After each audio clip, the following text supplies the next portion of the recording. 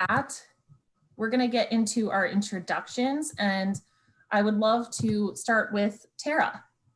Hello. Hi, everyone. My name is Tara Corrigan.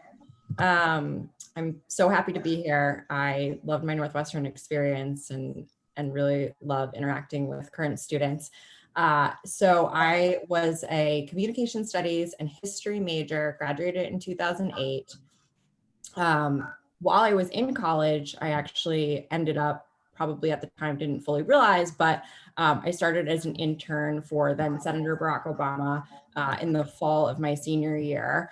And after that, I followed his career path on his first campaign for president, then in the White House for 2 years. And then I left the White House to work on the re-election campaign. And then when he was re-elected, I went back to the White House. And then after my experience with President Obama, I moved to London to work for my current company called the Messina Group. At the time, I was a vice president and director of the London office, working on a number of our international political clients and some international corporate as well. But I worked on some campaigns you probably heard about, like Brexit, and a number of other different issues. And now I'm currently the COO of the company, and I am based in Washington, D.C. Hopefully that was okay. That is perfect. Thank you. And then we'll go to Patrick. Sounds good. My name is Patrick O'Connor. I'm a CAS grad from '99. I studied history, and I apologize if there's any wind noises. I'm doing this from outside of a hockey rink in suburban Washington, D.C. I had a pretty meandering road to where I currently am. I was a reporter for about 14 years. Most recently, the Wall Street Journal, covered 2 presidential campaigns in 2012 and 2016. Before that, I was a congressional reporter with the Journal. Also worked for Bloomberg and Politico and a little newspaper in town called The Hill. I actually came out here in 2001 for a job with ESPN to start a show that some of you guys may have heard of called Pardon the Interruption.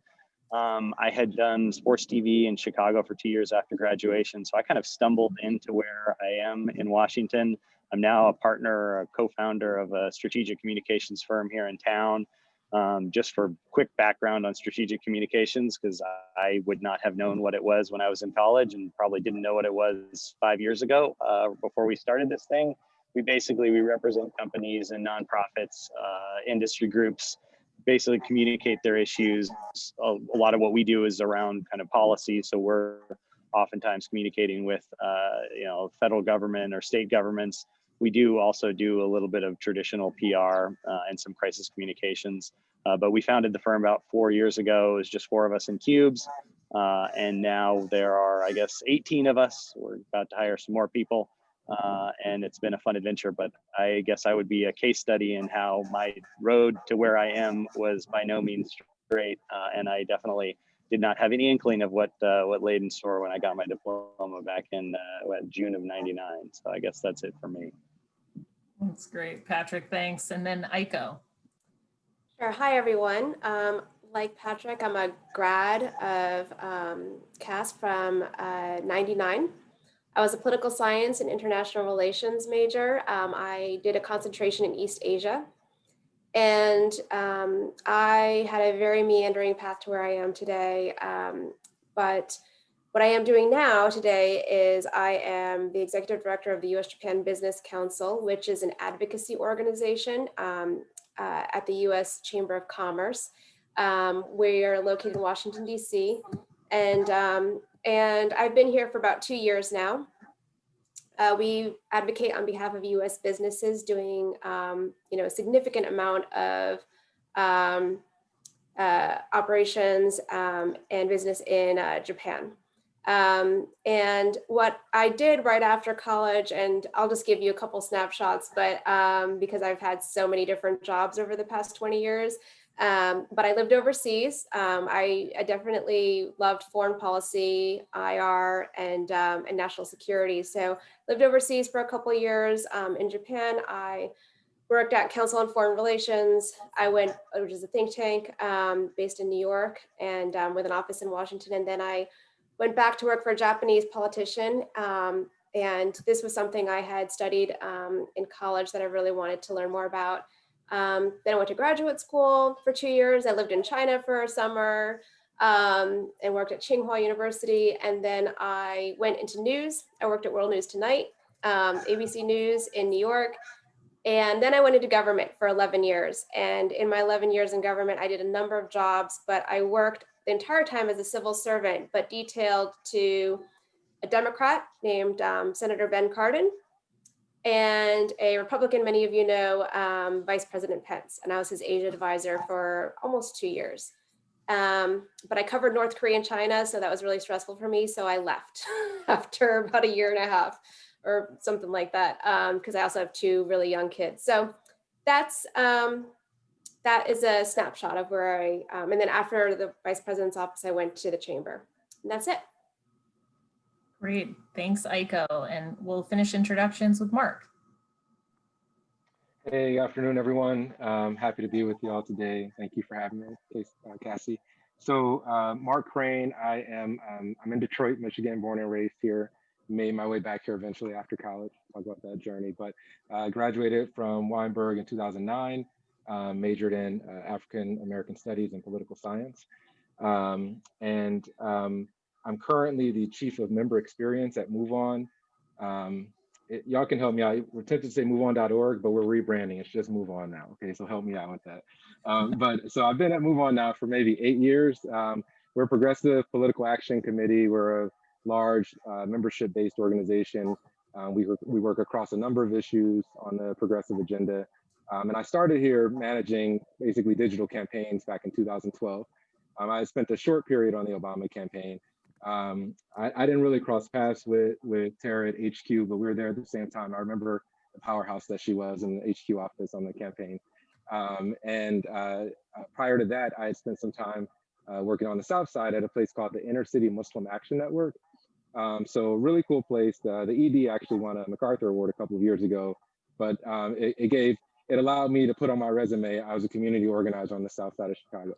Now, so I spent a couple of years at Iman, which was really cool for me because I actually converted to Islam my senior year of college. So after 3.5 long years at Northwestern that were very fun and very eventful, I somehow managed to find my way into converting in February of 2009. And actually, coming out of college, and I'll start to cut it short, but coming out of college, I was actually managing a small web design firm. Thankfully, Northwestern saved me a few times. I had a somewhat adversarial relationship on campus, but the school saved me a few times because I started off applying to McCormick, got in, and about a month before school realized I didn't want to go into engineering, even though I had been primed for that all of my high school career. Transferred into Weinberg, and then on my way out of Weinberg, landed at this place that allowed me to bring together my political science, African American studies, sort of social justice background with this faith that I had found on campus. So that's in reverse order how I got where I am today. And in addition to being at MoveOn, I'm the executive director of a small nonprofit here in Detroit called Dream of Detroit, which I may touch on a little bit, but I'll mainly talk about, I think, my MoveOn experience. Great, thanks, Mark. And we'll get started with you with our first question. And I like how you kind of went through your intro talking about, switching into Weinberg.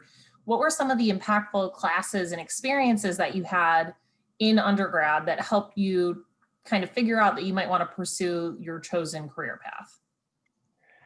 Yeah, so, I would say right out the gate, one of the most impactful experiences I had was a freshman seminar called the Black Power Movement with Dr. Martha Biondi.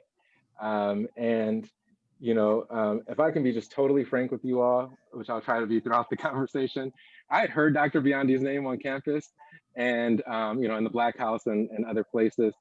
And, I like, look, call me sheltered, ignorant, I don't know what, coming from the east side of Detroit, but I was expecting to meet like a West African woman. And I walked into this classroom and to find this white lady from Connecticut who's an expert in African American studies, wrote one of the best theses at Columbia, and this woman who took me on and was like a mentor, ended up being a mentor to me for all of college.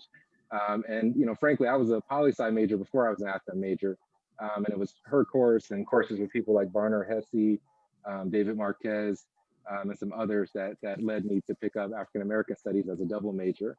But that initial freshman seminar that I'm so glad I got to be one of the 13 people in really like set a trajectory for me in college, actually. A more maybe negative experience was the 2 times that I ended up in statistics classes because of the poli-sci degree. and I'll tell you, you know, were I to do it all again, I might have pursued like history or sociology, maybe even instead of poli-sci. I think I'd keep the FM. But you know, I did not expect the heavy on the science side, and I was running from that.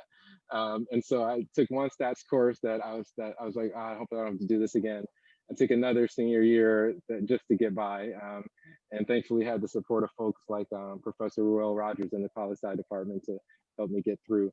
But those experiences cemented that poli-sci in a strict sense wasn't like the field for me, and certainly not in an academic sense. But yeah, those are a few experiences in the classroom in particular. Yeah, that's great, Mark. Thanks for sharing both sides of, you know, classes that were positive and not as fun. Sometimes you have to do things you don't like to know what you might want to do in the future, which is great. Absolutely. And Aiko, you know, what about you? What were some of your impactful classes and experiences? So I just remember his name was Professor Park. And I think he was Korean American, and I looked him up the other day, and I definitely don't think he's there anymore, but that's also because I went to school there like 20 years ago. So, but that's in the class, in that class, I was able to write a mini thesis on Japanese domestic politics. And that's where I realized how much I really was interested in it. Most Japanese people I run into, including my husband, you know, thinks I'm crazy, but you know, having that, you know, ability to like kind of dive deeper into a certain topic that was a little bit, you know, not super conventional, and there's like no class on it, you know, was great because it also led to, you know, a job offer from the CIA to do analysis on Japanese politicians. It led to all these other things. The other thing I would say is that I took advantage of I think it was my junior year in college, to go abroad. And for any students who are looking to get into foreign policy, one piece of advice I you know, received from somebody early on, I think when I was still a student, was, you know, if you're going to try to make your mark, you really need to, and if you want to do foreign policy or international relations, like really you need to go over to that country that you want to specialize in, or that region, and really live there and kind of have that on the ground experience. Otherwise, you don't have much street cred.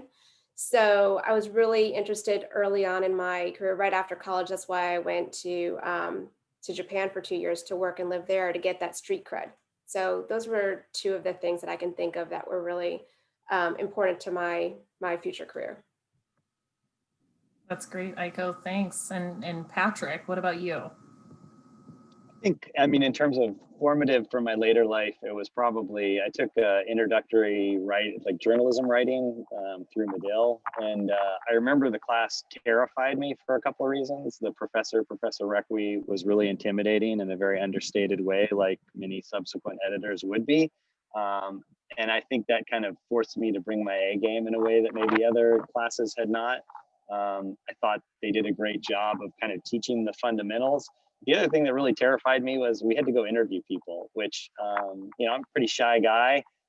Having to go talk to perfect strangers about things that I didn't understand seemed like a, you know, really tall bar. But I did it. Unfortunately, I did it. I think it was my fall of my senior year, so it was too late to switch majors. But I realized that, you know, doing things that scare you can actually be incredibly rewarding if you can just kind of get over the hurdle and do it. And then obviously my first job out of college was working on documentaries. So I basically spent, you know, almost 20 years interviewing people for a living. And even now, as kind of a consultant, I spend a lot of time interviewing clients to try and figure out what it is that they need and how we can help. So I think that class probably, in terms of all the classes I took at Northwestern, kind of lived in my mind, and still is something that I probably tap even to this day. That's great. Thanks, Patrick. And Tara, how about you with the impactful classes and experiences? Yes. So I would say in terms of classes, I think I ended up taking a number of classes in the School of Communications, which I didn't realize when I went into college, but there's a lot of classes that have crossover into politics, learning about the First Amendment, different political communication. And so I really found those very interesting, and sort of gravitated towards them. And I think, if you ask me the question, like, is what you learned in college relevant to what you do day to day? A part of me would say not really, but I think thinking back, it actually was. And I do think, I always encourage students that I talk to take a lot of different classes and sort of see what kind of sparks your interest. I would also have to add, since you sort of said the thing about experiences in addition to classes, there's so much I learned outside of the classroom. I think I was involved in a lot of different activities when I was a student, and probably the thing I did in college that is most like what I do every day as the CEO of a company right now is that my senior year, I ran dance marathon. And so I learned a lot about managing people and dealing with different personalities, and solving complex problems. And so, I'm sure COVID creates a situation that is difficult in terms of extracurriculars, but at some point this will end, and I do think there's a lot to be learned that applies to the real world that can be found outside of the classroom. And I also think something that is not in the classroom, but is definitely something that you can still take advantage of as a Northwestern student, is just talking to different people, different students, and getting their perspective on ideas. I mean, I came into college with a lot of, I switched political parties. So that's one thing, but I think I changed my mind about so many different things because of these conversations that I was having with people who had backgrounds that I was just never exposed to growing up. That's really helpful advice, Tara, especially now, like you said, when we're, limited in different interactions, having those conversations with peers and student groups and things like that can really help shift and shape your perspective, which is great. And Tara, we'll start with you with this next question. And I know you all mentioned a little bit more about your journey to where you are. I'd love to dive in a little bit more into depth in your first experience out of undergrad. And if you can kind of remember back to when you landed that job, was it your plan A? How did that kind of shift and help kind of establish your career path from there?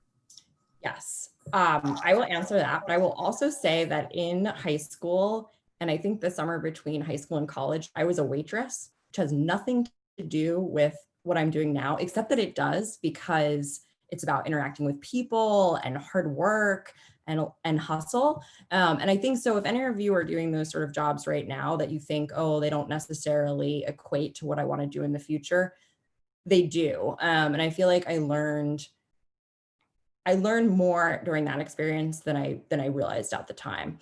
And then I think the first internship that I had, so I didn't know what I wanted to do my senior year of college. And I ended up as an intern in DC the summer between junior year and senior year on the Hill.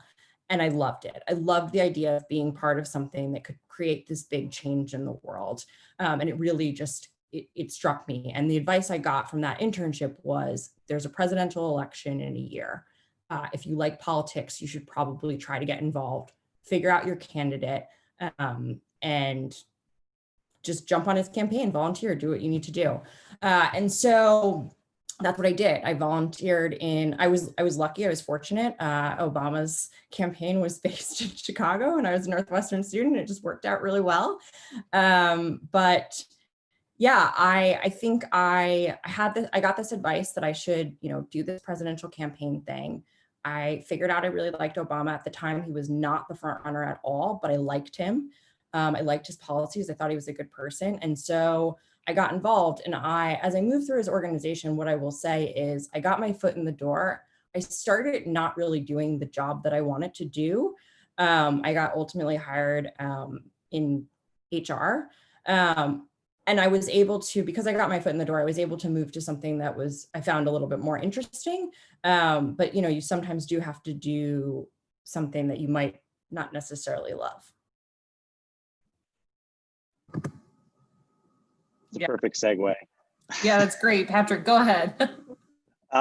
So I too I waited tables and I bartended and I shucked oysters and I cut fish at a restaurant in Evanston, which I don't think is there. And if it is, it's probably, pales to what it was. It was called Davis Street Fish Market. And I used to have to show up every Saturday and Sunday at 6 a.m., sometimes after being up all night, to take in the fish order and then cut the fish for the lunch rush. And in doing that, I ended up meeting two guys who were working on a documentary. I had no idea what I wanted to do throughout college. I mean, I'm 44. I still sometimes wonder. But I met some guys. They were working on a documentary about the DePaul Blue Demons men's basketball team. They offered me a job for what was now I realize was peanuts, but at the time seemed like a lot of money, or at least enough money to go follow a college basketball team around for a year. And so we did that and produced the documentary. All I did was log tapes all day, every day. They spent every waking minute with the team. I got a little bit of time with the team, but my job was basically to take the tapes, transcribe them, and put them into the computer so that we could edit it to be, what became, I guess it was like a 2-hour documentary.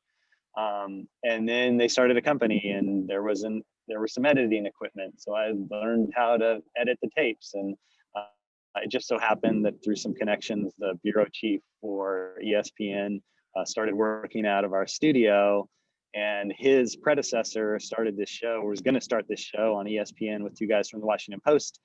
I had been in Chicago 2 years. I liked my job, but I knew how to edit tape, and this guy recommended me. So I moved out here a week after September 11th to start this show that we hoped would be on the air for 6 months.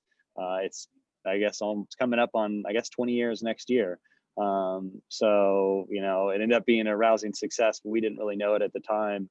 And I guess this is a long way of saying, in every step, I took the worst job. Whatever there was to do, I would do it. And I think I learned a lot in doing that. And then, as opportunities presented themselves, I just continued to kind of jump on them. When Politico, which I'm guessing some of you guys are familiar with, or most of you are familiar with, but I was a reporter at the Hill newspaper, covered the House. Two guys from the Washington Post were going to start this thing. No one really knew much about it, but they needed an assistant for 3 months while they hired people and built it up. And I got introduced through a friend who is now at CNN. And I was their assistant for 4 months before we launched. And I got a real amazing glimpse at the creation of what's now, pretty well-established media enterprise. But again, it was just seizing opportunities, being willing to do kind of the smallest job and trying to do them well. And I think, I don't know that there's any kind of rhyme or reason or pattern to my career, but it's just being willing to take risks when they present themselves and doing all the little things that, you learn when you're cutting fish at 6 o'clock in the morning on a Sunday after going out all night the night before. So. That's great, Patrick. I appreciate that advice. And even, considering the uncertainty in the economy right now for students, knowing you can pivot and shift and, how careers can evolve like that. It's really nice to hear, how that has pieced together into a long, successful career. So thank you. And Aiko, how about you with that first role out of undergrad and how that impacted, your next steps? Sure. So I'll just say that the first job I took out of college was with a program that ships you overseas. So it was almost like applying to a whole nother, thing where you were just well taken care of. I mean, the Japanese government sponsored this program. So, and it was called the Japan Exchange and Teaching Program. And so basically I had studied Japanese, I had suffered through Japanese at Northwestern. My mom didn't teach it to me when I was growing up. So I was like with everybody else. And And I did well enough to be, get this job in the countryside of Japan. And then the second year I was promoted to be in charge of the entire program for all, like, I think it was 120 English teachers located at the Board of Education in my prefecture. And so that's, that was my first job. But what happened was I went back to New York right before September 11th. And my dad was in private sector. My mom was, I don't know, she worked at the high school. Like, nobody was doing politics in my family. So I kind of had to like learn it on my own. And so when I came back, I, looked for a job related to what I just done. And I lived in New York City, and I got 2 job offers. One was with Pokemon USA as the startup. It was going to be a brand new store in Rockefeller Center. And I was going to be the head of operations, I guess, or whatever you'd want to call it, but basically the deputy to the CEO for Pokemon USA. And then the other option was working at the Council on Foreign Relations as a program associate. And I think now I probably should have taken the job at Pokemon, but I ended up taking the job at CFR because I was so like enthralled with all the diplomats, like the diplomatic license plates outside of the building. And I just wanted to be a part of that. And I have to say that more than any other job really shaped where I went because I got to meet so many people. So many people want to be mentors to me, people outside my work. I went to so many events to hear about policy decisions that were current. I still today think that CFR does a fantastic job with its programming. And I think it's a great place to network. And, I got to see how I ran a selection committee for a fellowship. I got to see how people were chosen for fellowships more than others. And I heard some really frank conversations about people's careers. And so it was a really valuable experience for me. And, despite not having any family, connections or nobody was helping me along with my career, I managed to make my own connections, and in that way was able to, get some of my future jobs from there. So I think, I sometimes still wonder how my life would have been different, especially now since I'm working in private sector. But I do think that making that first decision was really valuable for me. That's great, Aiko. Thank you. And Mark, how about you with your first job and how that influenced your next steps? Can I just say first that like my kids have just gotten into Pokemon, and I hated it when I was a kid because I was like young antisocial Mark. So now that I have to hear about it from my kids, it's torturous. No, but so right out of college, I mentioned this web design thing I've been doing all throughout college actually, which was fun. I actually did a work study on campus doing websites for Weinberg departments for a few years. And then I was like doing sites outside of that with a few friends. And then like coming out of college, for whatever reason, I thought I was going to keep that going. And like 3 months after graduation, I was like, yeah, this is not the thing. Like, what am I doing right now? And so I like took a step back, started to, leverage those Northwestern connections. That didn't work. I love Northwestern. I love running across Wildcats ever since then. But no, I ended up just, actually there was a Northwestern connection. The place that I ended up working, the ED had been brought to campus by the Muslim Community Students Association my senior year. This was right after President Obama was elected. The Black Student Union had brought Reverend Dr. Jeremiah Wright, and a friend who had led that program. Another friend was trying to like step that up, so he brought Bill Ayers, and then brought this guy Rami Nashashibi to speak with him. I went to see Bill Ayers. I walked out of there only remembering anything this guy Rami Nashashibi said. And so a few months later in the fall, I'm living in Chicago. I moved into Rogers Park after school. I just went to an Eman community event and just casually talking to someone who worked there. I knew they were hiring for 2 roles. This was like a real community-based organization. I didn't feel like I was like had spent enough time to apply there to like try to get a job there. And the person was like, yeah, I don't even think we're getting a lot of applications for that role. So I took it, and I absolutely loved the place. I spent 2 years there. Actually, literally got married there. But I spent a couple of years there, cutting my teeth, recruiting to this huge festival on the southwest side of Chicago in Marquette Park called Taking to the Streets. We brought like 15,000 people out. I started organizing around 63rd in California. We were doing work around access to fresh foods, rights for previously incarcerated folks, healthcare access, digital literacy work as well. So it was a fun place, and that's where I got into like digital communications, which led me into digital organizing and campaigning. So I went from there to the Obama campaign. But so there was a Northwestern connection. I had been introduced to the founder of this organization at a Northwestern event, but the place itself really changed my life, and a lot of it it tied into much of what I've been doing on campus. And to be totally honest with you all, I was not the best student, but I definitely made the most of campus life and was active in organizations and everything. And FMO was a real labor of love of mine on campus, and spent some time in some different student government offices and my fraternity chapter with Alpha Phi Alpha. That work that I did on campus definitely led into what I did at work, community organizing. We didn't call it that on campus. I didn't get introduced to that language until later, but I've been organizing for a while.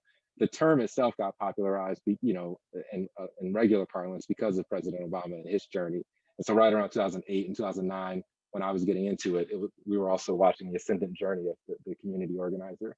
But this is the field that I say I'm in. I don't typically say I'm in politics. I say I'm in organizing, and of course it's politics adjacent, and but that's my work.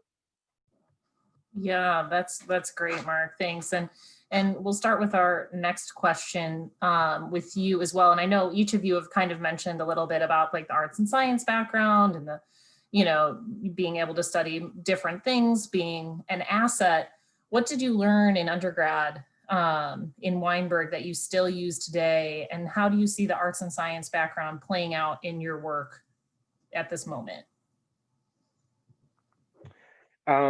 Yeah, so definitely the ability to enroll in classes across a spectrum. So for me, some of the most important, some of the classes that still stand out all these years later, like the history of social movements is a course that I took where I think I first got introduced to like Emanuel Wallerstein and some other like social theorists that I ended up reading a bit about. I think there was a class that I took in particular about politics in urban America. That was one with I took a few with Ruel Rogers, but that was one of them. I think the first one maybe.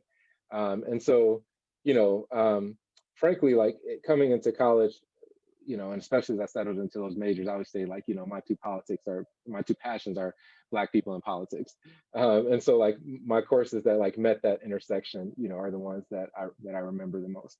And then, also just to say like, you meet such phenomenal people in Weinberg. And so the coursework I was taking, had a direct impact on campus life, which is was where a passion was for me, impacting student life. And so, the mentorship that I found in the African American Studies department showed up in the work that I did with FMO. Taking classes that students taught through the student-led seminars was really cool. My freshman year, taking a class taught by the Peace Project.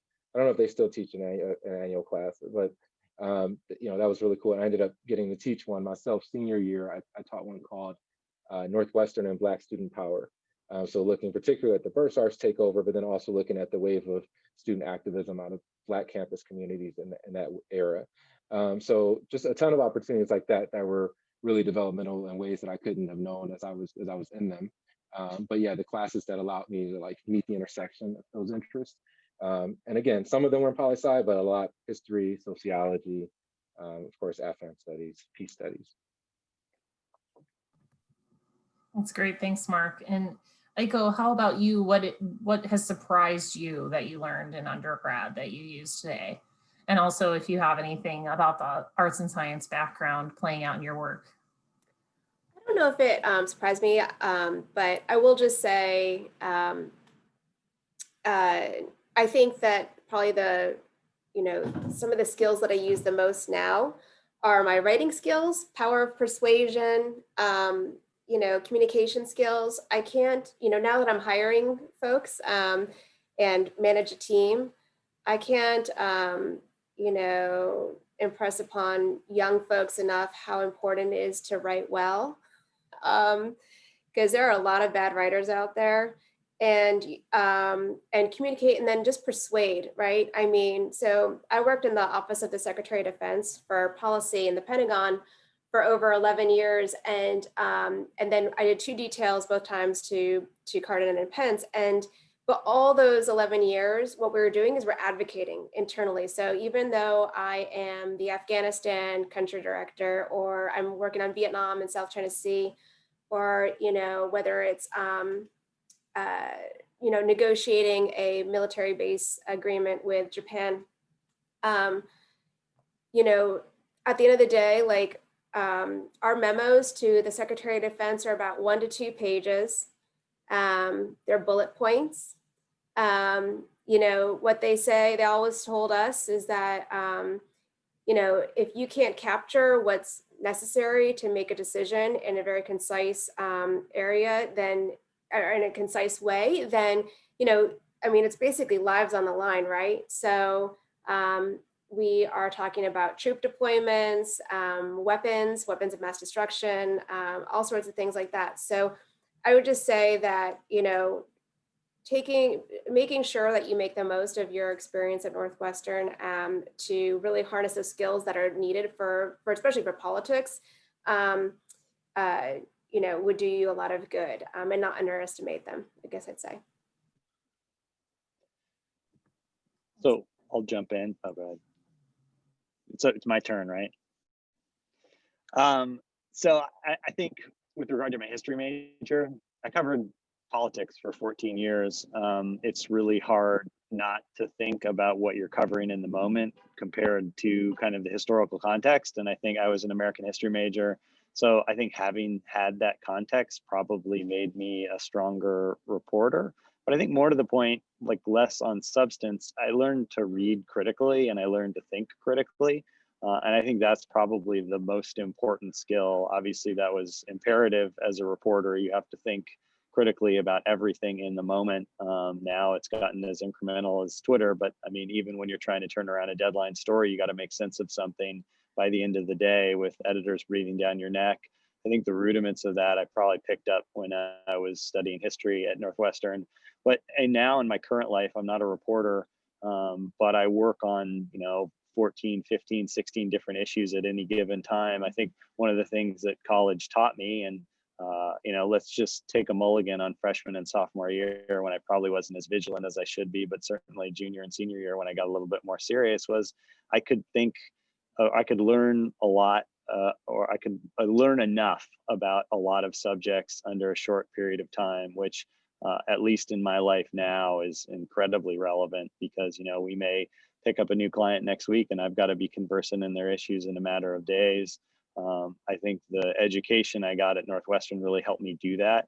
And I think the variety of the education I got in the College of Arts and Sciences really prepared me for what is now, it's kind of a fire drill every 3 days, not so much, but some weeks it is. And I think, being able to digest a lot of information quickly is definitely a skill that I picked up when I was at Northwestern. But again, the second half of my Northwestern career, first half was the football team was too good and I was away from home. So forgive me. Don't look up my GPA if it's public. That's great. Thanks, Patrick. And Tara, yeah, what do you think? Well, I can definitely relate to the first 2 years being not as productive and not as good grades as the second 2 years. So Aiko kind of said a lot of what I was planning to say, which is that, but worth repeating, just that writing is so fundamental. And I'm not a writer, that's not my job, but I have to write memos, I have to write proposals, I have to prepare strategy plans. So in everything that you do, it's an important component. And I think now as a manager, it's something that's so easy to take for granted. But as a manager, I read so much work that is just, and I know they're smart and I know they're good at their job, but they just do not know how to communicate ideas. And I think back to those, writing those 10-page papers that I'm sure some of you are in the middle of doing, and it's really painful at the time. And you're like, why am I doing this? Why do they need 10 pages on whatever topic that 100 other students are going to write as well? And it just seems kind of crazy, but it really matters. And I know that I came out of Northwestern a better writer than I went in. And it was because of the time spent honing that craft. And it is a skill that you will use forever, probably no matter what you do. That's great. I appreciate hitting on, some of the skills, some of the classes, how it all plays out in work and, directly translates into a career after graduation. So thank you all for sharing. And I'd love to get into some student questions. So, as we get started, feel free to send in your questions, whether it be to me personally, you can send in a private chat. But we'll start out with Jake's question that you sent into the public chat. So Jake, if you want to turn on your camera and microphone and ask your question, and we'll kind of work through the same order, starting with Tara. Perfect. Thanks so much.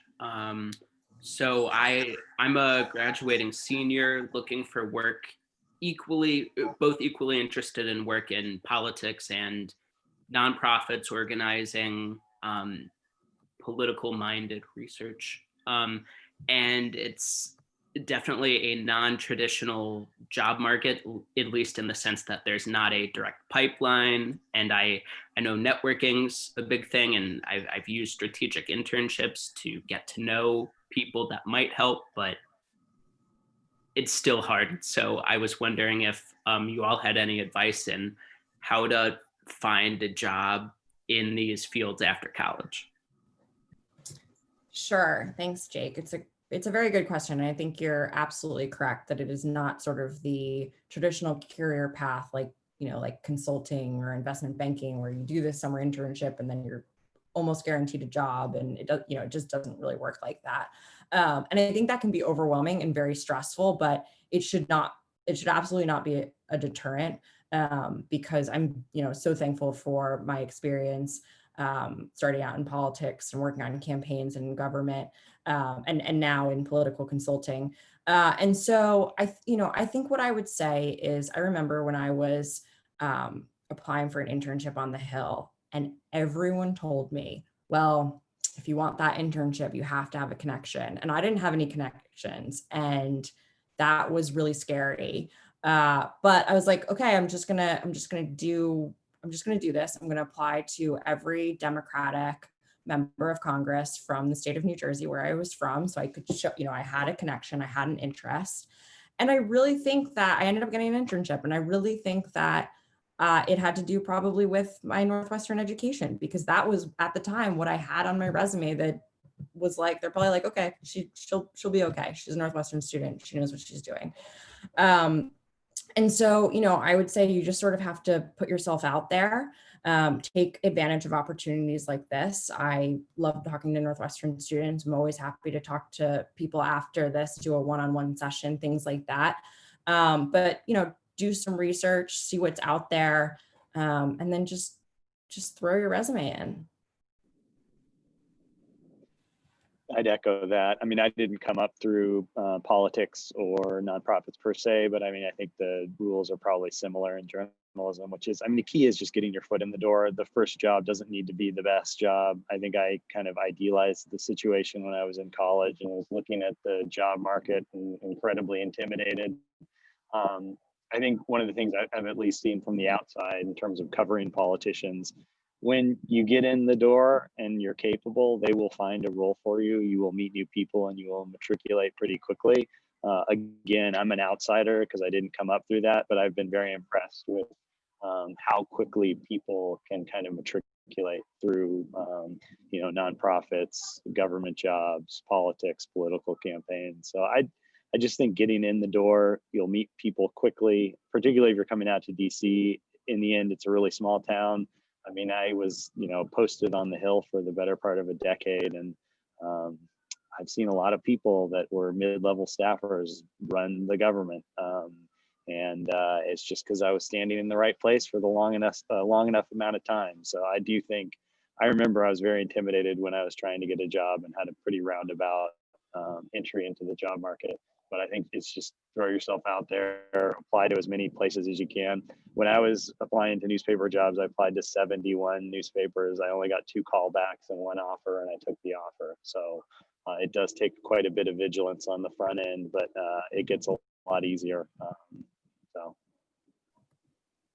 Great, thanks, Patrick. And Aiko, is there anything you would like to add and reiterate?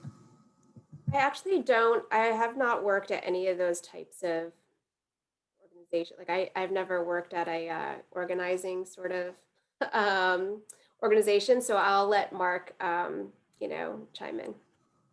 Great.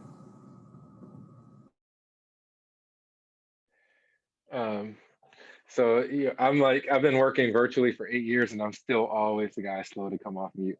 So let me just say, I would say, like, number one, you know, reiterating again some themes the folks are hitting on, like making the most of your situation, like the opportunities that come to you. Number one, of course, by virtue of being at this incredible place, but you know, just in general, like, you know, a lot of life is about like making the most of the opportunity that you're in at any given moment, or you know, catching the opportunity that comes to you. So you know, I landed at Move On. I left the Obama campaign actually earlier than I expected to come to Move On because of a personal issue, and came back to Detroit earlier than I expected because I was at Move On and it was virtual and it was so comfy. And I said, well, let me go back home while I still have this job. I won't have to find something new as soon as I get there. And 6 years later, never thought I'd still be here. But you know, life takes you on its course, and I really have loved my time here and what we've been doing. We've grown from, at one point, there were 21 of us when I was here, and I was one of 3 people of color on staff. One, if you count the time that everybody else was on parental leave. You know, and now we're 96 people. We've gone from a $7 million to a $50 million organization in this time. So, you know, I just have made the most of being here at this period, and, you know, it's been fun.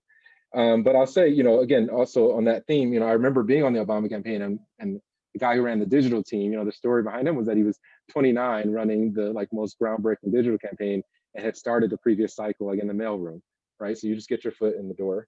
I would also say, like, you know, after college, like, you're just like on a new kind of bigger campus and whatever field that you're interested in and whatever city you land in, et cetera. Like you just have to like get to know the yard again. And once you know like the lay of the land, like you'll get a better sense of what are the organizations that are there, who are the players, like this is how you approach this person, here are the networks, like you'll have it all mapped out a little bit more. I think if you look at it from that perspective, because especially like, you know, depending on what you've done on campus, like you know, you're small fish again. It's freshman year all over again, right? Like and so again, but once you map it all out, like you got this, right? And then I'll just say, you know, like particularly for folks of color, like, and as I've seen this political space, like it's incredibly white. What that means in positive terms is that like there are like really strong networking opportunities, really, particularly this day and age, really strong sort of equity, diversion, and inclusion, you know, programs. And so there are opportunities, you know, if you're a person of color to seek compensation for some of the oppression of the past. So, you know, take advantage of those things and those organizations. So like in this space, you know, a really popular one is called Inclusive, which was actually, you know, founded by Obama alumni. You know, but to that point, and not to just keep harping on Obama campaign, but when I was there during the 2012 campaign at headquarters, we got in trouble for a photo that came out of a staff meeting that like made the headquarters staff look like it was 99% white. In fact, it was like 88% white, you know, but like, my point just being that like that was the reputation of the space that we're in. And so, you know, if you're a person of color, that's a reality to deal with. But if you're a person of color at Northwestern, you already know both sides of that reality anyway. Yeah, and Mark, thank you for bringing these topics up. And I know you mentioned networking. We have a follow-up question from Nicole asking, you know, do you have any advice for networking and forming relationships with people in your career field? Any specific advice for networking? And particularly, I'll throw in there now during the pandemic, you know, if there are any quirks that you'd like to add to networking at this point. We'll start with you, Mark.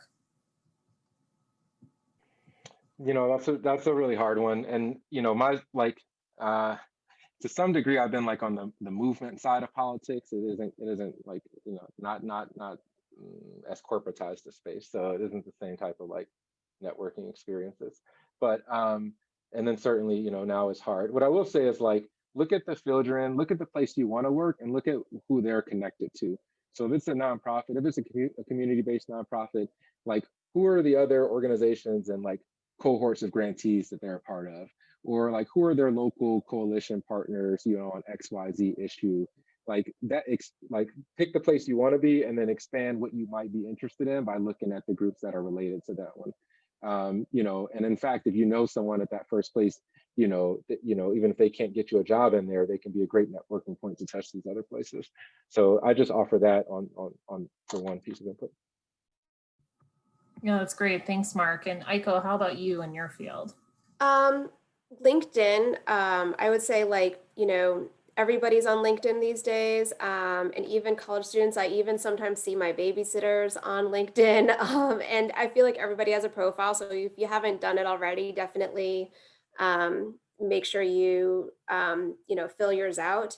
Mine isn't even filled out all the way, but I would highly recommend it because I do a lot of hiring and looking at resumes and so forth, and it's definitely something I look at. But I also do a lot of, as a hiring manager, I also sometimes check on candidates, right? So I try to see like, oh, somebody used to intern at this organization or that organization. Then I ask a friend of mine who was there. So, making sure you don't burn any bridges along the way. And I think, I've had a lot of folks reach out to me through other friends for career advice. But I have to say that sometimes you can leave a really bad impression on somebody if you don't follow up the right way, or you don't say thank you, or you sound like during the interview like you just want a job and you're not really genuinely interested in the person's experience. So, don't call it an informational interview if you're just trying to get a job and just want my contacts is what I'd say. Because it definitely puts like a bad taste in, people's mouths, especially people who are much more advanced in their careers. And I guess just for COVID, networking in the COVID world, I mean, I would just be cognizant that not everybody wants to do a FaceTime call or anything that's like on a screen. So, make it like easy, just like nothing more than 30 minutes for sure, and make it so that it's easy for people who are juggling their day jobs or, parenting responsibilities and that sort of thing. So that's all I'd say about that. Yeah, that's great, Aiko. Thanks for adding the different, ways to make a positive impression and, what not to do. I think that's helpful. And Patrick, how about you in terms of networking? Yeah, I mean, this is a weird time, but I also think, anytime you graduate from college, it's always a little odd kind of learning this new world that Mark was referencing. And I guess the other thing I'd say is don't be afraid to reach out to people. We've hired a lot of people who just emailed me cold or sent me a message over LinkedIn. And I don't know that you should expect a job from that conversation. Generally, and this is something I used to do when I was a reporter, I was always lobbing in kind of cold calls or emails to people just to learn something about what they do. So, if to Mark's point, you see an organization that you think is interesting, or you see someone doing something you think you'd like to do, I love talking to people about kind of how I got to where I did, because it was so meandering.